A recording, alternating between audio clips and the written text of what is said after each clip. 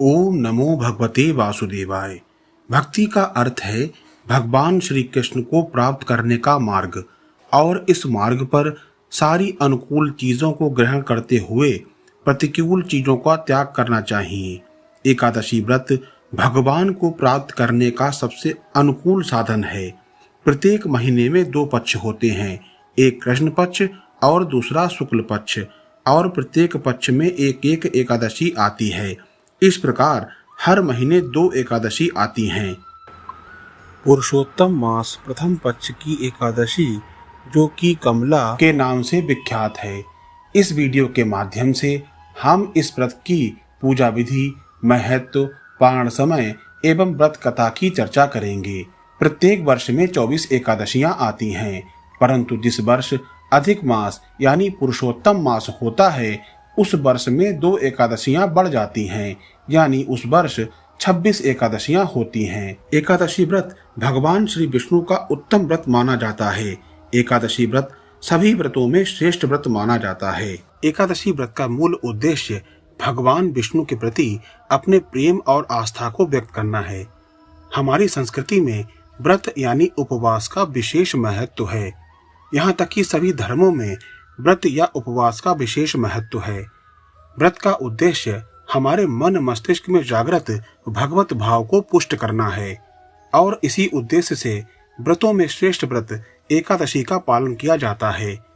स्कंद पुराण के अनुसार यदि कोई भगवत पथिक भक्तों के साथ रहकर एकादशी व्रत का नियम पूर्वक पालन करता है, तो उसे चतुर्वर्ग यानी धर्म, अर्थ, काम और मोक्ष भी तुच्छ प्रतीत होते हैं, और वे भगवान का अनन्य भक्त बन जाता है। इस तथ्य की पुष्टि हरिभक्ति विलास में भी की गई है। ये व्रत व्यक्ति की समस्त इच्छाओं की पूर्ति करता है। इस व्रत के पालन स्वरूप जीवन में सुख समृद्धि स्वतः ही प्राप्त हो जाती है। जय जय श्री राधे कृष्णा। मैं राधा चरण दास आप सभी का अपने YouTube चैनल में स्वागत करता हूँ। आप सभी को मेरा जय जय श्री हित हरिवंश। आइए जानते हैं कि पुरुषोत्तम मास प्रथम पक्ष की कमला एकादशी का महत्व क्या है। युधिष्ठिर ने पूछा, भगवान, अब मैं विष्णु लोक के व्रतों में सबसे उत्तम व्रत का, जो सब पापों को हर लेने वाला तथा व्रती मनुष्यों को मनोवांछित फल देने वाला हो, श्रवण करना चाहता हूँ। जनार्दन, पुरुषोत्तम मास की एकादशी की कथा कहिए। उसका क्या फल है और उसमें किस देवता का पूजन किया जाता है? प्रभु, किस दान का क्या पुण्य है? मनुष्यों को क्या करना चाहिए? उस समय कैसे स्नान किया जाता है? किस मंत्र का जप होता है? कैसी पूजा विधि बताई गई है? पुरुषोत्तम मास में किस अन्न का भोजन उत्तम है? भगवान श्री कृष्ण बोले, राजेंद्र, अधिक मास आने पर जो एकादशी होती है, वे कमला नाम से प्रसिद्ध है। वे तिथियों में उत्तम तिथि है। उसके व्रत के प्रभाव से लक्ष्मी अनुकूल होती है। उस दिन ब्रह्म मुहूर्त में उठकर भगवान पुरुषोत्तम का स्मरण करें और विधि पूर्वक स्नान करके व्रती पुरुष व्रत का नियम ग्रहण करे। घर पर जप करने का 1 गुना, नदी के तट पर 2 गुना, गौशाला में 1000 गुना, अग्निहोत्र गृह में 1100 गुना, शिव के क्षेत्रों में, तीर्थों में, देवताओं के निकट तथा तुलसी के समीप 1,00,000 गुना और भगवान विष्णु के निकट अनंत गुना फल होता है। राजेंद्र, आओ अब मैं तुम्हें इस एकादशी व्रत की कथा सुनाता हूँ। अवंतीपुरी में शिव शर्मा नामक एक श्रेष्ठ ब्राह्मण रहते थे। उनके 5 पुत्र थे। इनमें जो सबसे छोटा था वह पापाचारी हो गया। इसीलिए पिता तथा स्वजनों ने उसे त्याग दिया। अपने बुरे कर्मों के कारण निर्वासित होकर वे बहुत दूर वन में चला गया। देवयोग से एक दिन वे तीर्थराज प्रयाग में जा पहुंचा।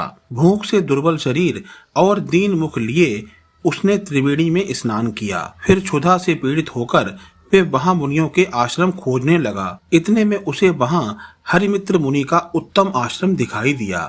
पुरुषोत्तम मास में वहां बहुत से मनुष्य एकत्रित हुए थे।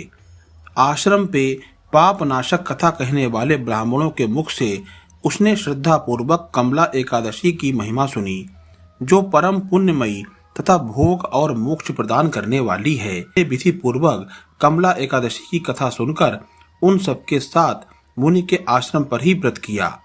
जब आधी रात हुई तो भगवती लक्ष्मी उसके पास आकर बोली, ब्राह्मण, इस समय कमला एकादशी के व्रत के प्रभाव से मैं तुम पर प्रसन्न हूँ और देवादिदेव श्री हरि की आज्ञा पाकर वैकुंठ धाम से आई हूँ। मैं तुम्हें वर दूंगी। ब्राह्मण बोला, माता लक्ष्मी, यदि आप मुझ पर प्रसन्न हैं तो वे व्रत बताइए जिसकी कथा वार्ता में साधु ब्राह्मण सदा संलग्न रहते हैं। लक्ष्मी जी ने कहा, ब्राह्मण, एकादशी व्रत का महत्व श्रोताओं के सुनने योग्य सर्वोत्तम विषय है। ये पवित्र वस्तुओं में सबसे उत्तम है। इससे दुःस्वप्न का नाश तथा पुण्य की प्राप्ति होती है, अतः इसका यत्न पूर्वक श्रवण करना चाहिए। उत्तम पुरुष श्रद्धा से युक्त हों। एक या आधे श्लोक का पाठ करने से भी करोड़ों महापातकों से तत्काल मुक्ति हो जाता है।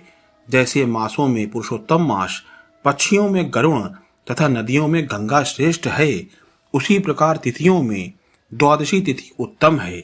समस्त देवता आज भी एकादशी व्रत के लोभ से भारतवर्ष में जन्म लेने की इच्छा रखते हैं।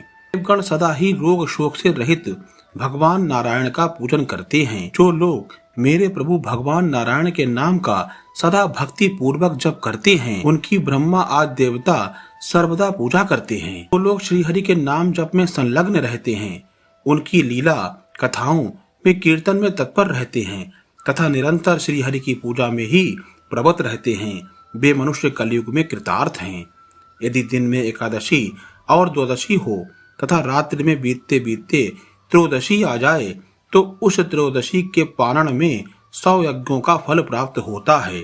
व्रत करने वाला पुरुष चक्र सुदर्शन धारी देवादिदेव श्री विष्णु के समक्ष निम्नांकित मंत्र का उच्चारण करके भक्ति भाव से संतुष्ट चित्त होकर उपवास करे। ये मंत्र इस प्रकार है, एकादश्याम निराहारम स्तुत्वा हम परयम हानि मोक्ष्यामि पुंडरीकाक्ष शरणम में भावच्युत। कमल नयन भगवान अच्युत, मैं एकादशी को निराहार रहकर दूसरे दिन भोजन करूंगा, आप मुझे शरण प्रदान करें। तत्पश्चात व्रत करने वाला मनुष्य मन और इंद्रियों को वश में करके गीत, वाद, नृत्य और पुराण पाठ आदि के द्वारा रात्रि में भगवान के समक्ष जागरण करे। द्वादशी के दिन उठकर स्नान के पश्चात जितेंद्रिय भाव से विधि पूर्वक श्री विष्णु की पूजा करे। एकादशी को पंचामृत से जनार्दन को नहलाकर द्वादशी को केवल दूध में स्नान कराने से श्रीहरि का विशेष आशीर्वाद प्राप्त होता है। पूजा करके भगवान से इस प्रकार प्रार्थना करें, अज्ञान तिमिरान्धस्य वृतेनानेन केशव प्रसीद सुमुखो भूत्वा ज्ञान दृष्टि प्रदो भव। केशव, मैं अज्ञान रूपी रतौंधी से अंधा हो गया हूँ, आप इस व्रत से प्रसन्न हो और प्रसन्न होकर मुझे ज्ञान दृष्टि प्रदान करें। इस प्रकार देवताओं के स्वामी देवादिदेव भगवान गदाधर से निवेदन करके भक्ति पूर्वक ब्राह्मणों को भोजन कराएं तथा उन्हें दक्षिणा दें। इसके बाद भगवान नारायण के शरणागत होकर बलि वैश्य देव की विधि से 5 महायज्ञों का अनुष्ठान करके स्वयं मौन हो और बंधु बांधवों के साथ भोजन करें। इस प्रकार जो व्यक्ति शुद्ध भाव से पुण्यमय एकादशी का व्रत करता है, वे पुनरावृत्ति से रहित वैकुंठ धाम को प्राप्त होता है। भगवान श्री कृष्ण कहते हैं, राजन, ऐसा कहकर लक्ष्मी देवी उस ब्राह्मण को वरदान दे अंतर ध्यान हो गईं। फिर वह ब्राह्मण भी धनी होकर पिता के घर पर आ गया। इस प्रकार जो कमला का उत्तम व्रत करता है तथा एकादशी के दिन इसके महत्व को सुनता है, वे सब पापों से मुक्त हो जाता है। युधिष्ठिर राज बोले, जनार्दन, पाप का नाश और पुण्य का दान करने वाली एकादशी के महत्व का पुनः वर्णन कीजिए, जिसे इस लोक में करके मनुष्य परम पद को प्राप्त हो जाता है। भगवान श्री कृष्ण बोले, राजन, शुक्ल या कृष्ण पक्ष में जब भी एकादशी प्राप्त हो उसका परित्याग ना करें, क्योंकि वह मोक्ष रूप सुख को बढ़ाने वाली है। कलयुग में तो एकादशी ही भव बंधन से मुक्त करने वाली, संपूर्ण मनोवांछित कामनाओं को देने वाली तथा पापों का नाश करने वाली है। एकादशी रविवार को किसी मंगलमय पर्व के समय अथवा संक्रांति के दिन क्यों ना हो, सदा ही उस व्रत का करना चाहिए, सदा ही उस व्रत को करना चाहिए। भगवान विष्णु के प्रिय भक्तों को एकादशी का त्याग कभी नहीं करना चाहिए। जो शास्त्रोक्त विधि से इस लोक में एकादशी का व्रत करते हैं वे जीवन मुक्त देखे जाते हैं, इनमें तनिक भी संदेह नहीं है। युधिष्ठिर ने पूछा, भगवान वे जीवन मुक्त कैसे हैं तथा विष्णु रूप कैसे हैं, मुझे इस विषय की जानकारी दें। भगवान श्री कृष्ण बोले, राजन जो कलयुग में भक्ति पूर्वक शास्त्रीय विधि के अनुसार निर्जल रहकर एकादशी का उत्तम व्रत करते हैं वे विष्णु रूप तथा जीवन मुक्त क्यों नहीं हो सकते। एकादशी व्रत के समान सब पापों को हरने वाला तथा मनुष्यों की समस्त कामनाओं को पूर्ण करने वाला पवित्र व्रत दूसरा कोई अन्य नहीं है। दशमी को एक बार भोजन, एकादशी को निर्जल व्रत तथा द्वादशी को पारण करके मनुष्य श्री विष्णु के समान ही हो जाते हैं। बोलो एकादशी महारानी की जय। ओम नमो भगवते वासुदेवाय। ओम श्री विष्णवे नमः। यदि आप भी राधा कृष्ण से प्रेम करते हैं तो कमेंट में श्री राधा वल्लभ श्री हरिवंश अवश्य लिखें।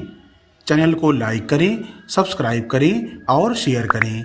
मिलते हैं एक नए वीडियो के साथ, तब तक के लिए आप सभी को इस दास का जय जय श्री हित हरिवंश।